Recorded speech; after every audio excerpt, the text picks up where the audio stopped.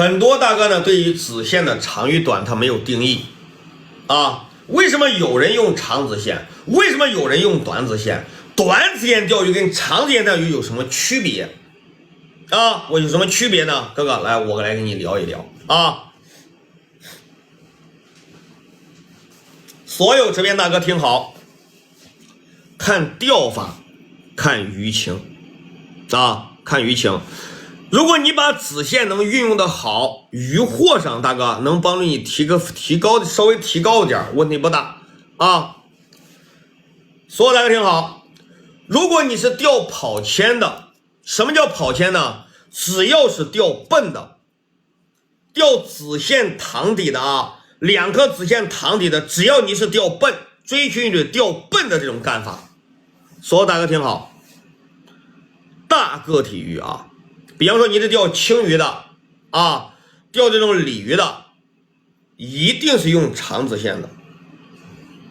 鱼的个体越大，你要越长子线啊，40公分对折，50公分对折，60公分对折。但是呢，钩子要用大，钓大鱼的啊，大颗粒的青鱼，大颗粒的这种鲤鱼没问题，子线长一点。如果你是针对于什么鲫鱼呀、土鲮啊、麦鲮啊这些小个体的鱼，短子线啊，短子线。为什么呢？因为大个体鱼它生性胆小，特别是警惕性高，长子线静静的趴在底上，能降低它吃钩吃饵的警惕性，让它放心大胆的去吃你的钩和饵，懂不懂？不讲究灵敏度，懂不懂？不讲究灵敏度。但那个，如果你针对的是小个体的鱼啊，鱼的个体小，都是2-3斤以内的，一定要用短子线。为什么让你用短子线呢？因为那个子线越短啊，子线越短，它的灵敏度就会越高啊，它的灵敏度就会越高，懂不懂？子线越短，它的灵敏度就越高啊。因为你钓的本身，我们原先钓的大哥，你没有调漂之前，哎，钓的是跑铅，子线塘底，子线一旦塘底，你钓的是死口。什么叫死口呢？鱼吃完你的钩和饵，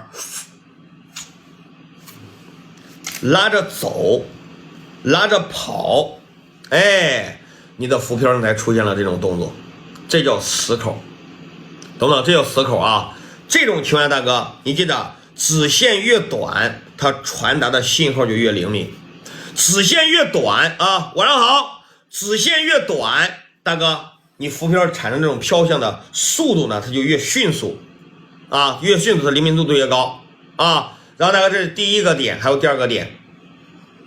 所有钓子线塘底的大哥，只要是钓鲫鱼的，你有没有发现？哎，我用长子线特别喜欢，特别费子线啊。我只要是钓笨的，我非常费子线。有没有发现这个核心的哥啊？很费子线。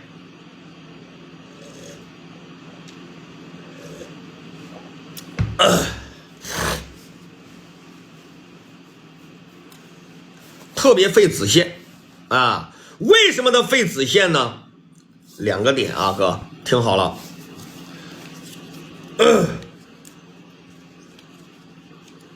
鹏哥，我们这里下一天的雪，结了一天的冰，明天开始适合钓鱼吗？明天只要雪不化就能钓鱼，雪一化，水中急剧降温啊，地温降的也快啊，那就不适合去钓这个鱼啊。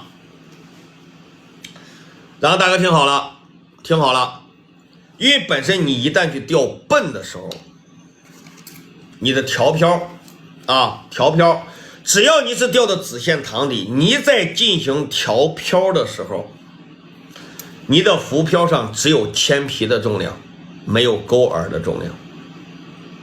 这种情况，大哥你记着啊，一旦你进行抛竿入水的时候，你只用的子线一旦过长，你想想哥哥，铅皮下摆的速度快，钩饵下摆的速度慢，这种情况下你的钩饵是很容易往铅皮和主线上面缠绕的啊，子线越长，越往前皮和主线上面缠绕，经常造成子线打卷。子线一旦缠绕的厉害，就容易出现打卷，特别费子线，这是其一。不该赚的钱，我1毛钱我都不去赚。啊，鹏哥，上周六用你的饵料钓了30斤，感谢龙游9天大哥点赞。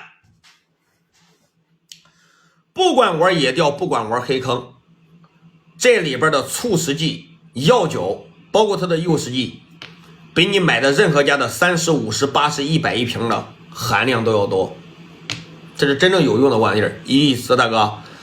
所以说啊，只要是用饵料钓鱼，黑坑、野钓、鲫鱼、鲤鱼、罗非、土灵、麦灵、青鱼、草鱼，大哥我不管，只要你是用饵料钓鱼，100克饵料放1瓶盖酒米子加在饵料里钓鱼，50克饵料放半瓶盖的小米子加到你的饵料里面，这就够了。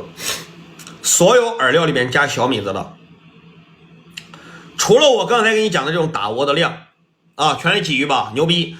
除了我刚才给你讲的这种打窝的量，大哥记牢了啊！只要饵料里面加小米子钓鱼的，中途不管钓多少啊，1杯饵料1杯水，不管你钓多少，中途不补窝啊，中途不用补窝，直接开整，听懂了吗？钓多少都不补窝。刚买的红瓶子和你手上的黑瓶是一样的吗？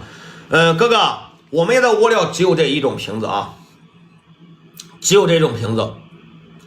我为什么不用这种透明的瓶子？透明的瓶子成本低啊，大哥记着，只要里边添加的有复合的氨基酸，有维 C 的、维生素的，只要有维生素、有氨基酸，一定要做到背光啊，它不背光不行啊，对不对？